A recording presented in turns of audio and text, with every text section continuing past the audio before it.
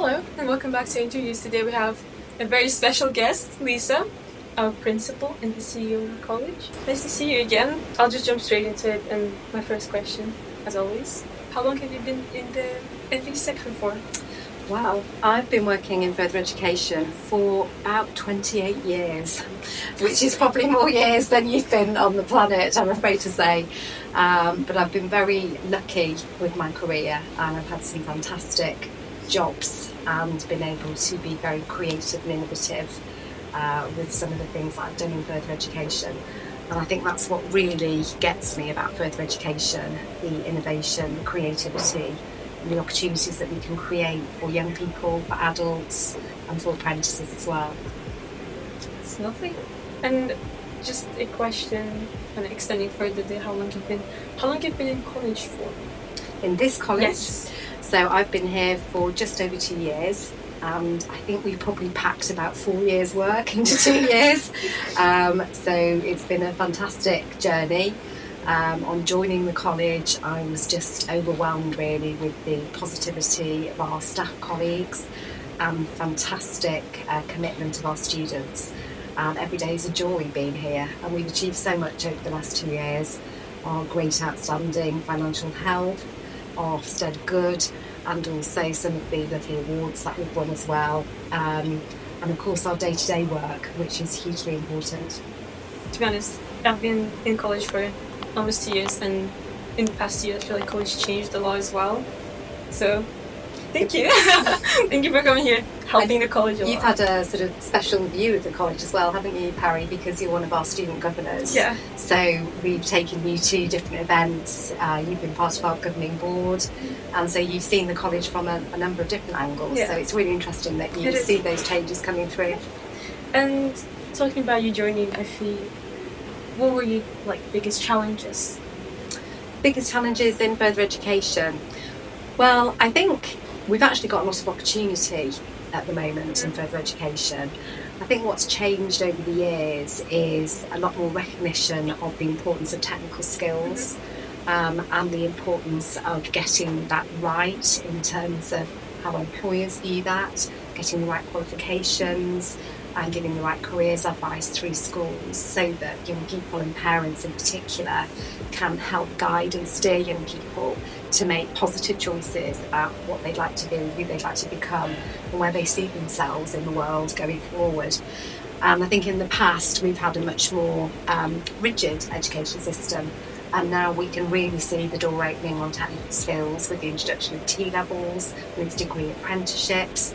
You know, A-levels in university are not the only route now that is seen as a prestigious route. I think the technical skills is now being seen as a really popular choice with young people.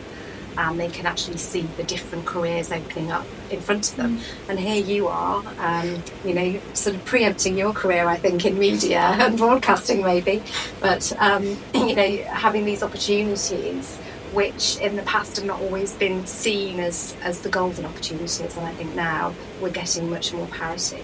So I think those are the opportunities that are opening up.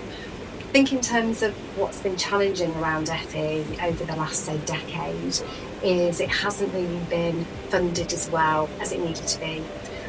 So we've seen a bit of a decline in the numbers of apprenticeships. We've seen a huge reduction in the number of adults that are getting engaged in lifelong learning and taking up those reskilling or upskilling opportunities. And we still don't have that parity with school teachers. So we'd really like to see that funding increase to make sure that we can give the best possible education and keep up with our European and international counterparts as well. That's really a lot of information, but it's really interesting to see this it's a really interesting perspective, and it's interesting to see what you think and how do you think the FE changed, because it's good that people look at technical skills more as a real education, because I feel like in the past people would be thinking if you don't do A-levels, don't go uni, it's not real education. That's right, and of course A-levels in university is still a really good route to take and is the right route for a range of different careers, but I think now we're getting a bit more of that sort of kudos and prestigiousness around the technical skills. and some really exciting new careers opening up that didn't exist before. And I think too, just on the funding front, there's positives that come out of of that situation as well. So just at this college, for example, we've worked with very little. The college hasn't had the money that it's needed, and because of that, we've had to be more innovative, more creative. We've forged new partnerships with other organisations to help us do more faster.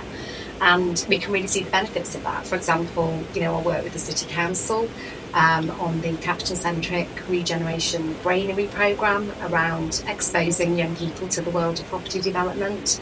We've seen several young people do very well from that partnership. Also, we work with the 2 football clubs where we're coaching up their young teams and giving those young people an opportunity to get a taste of what it's like to work in that kind of organisation, but also get those skills which will take them into careers through sports in a number of ways. So through really working on partnerships, we've achieved a lot more than we could probably afford if we had to pay for it all ourselves. And speaking about the journey and changes, what did you enjoy the most throughout the whole journey of FE? Yes, I love working with people, clearly. But I think the magic of FE for me is the transformation. It's opening doors for young people, for adults, particularly those who perhaps don't have the confidence or need a second chance, and being able to have that variety of different approaches, different routes, finding the thing that really ignites that spark and remotivates some of our young people to really commit to learning, to attend and to achieve. And I think through doing that, we really give those young people a view of where they could be, who they could be in the future. So you may have seen the I Am posters around college, our big I Am campaign. This is very much for students when they first join the college or are looking to come to the college. And our question is, where do you see yourself in the world? Where do you see yourself in 5 years' time? Do you see yourself as a motor engineer? Do you see yourself as a chef? Do you see yourself as a games designer?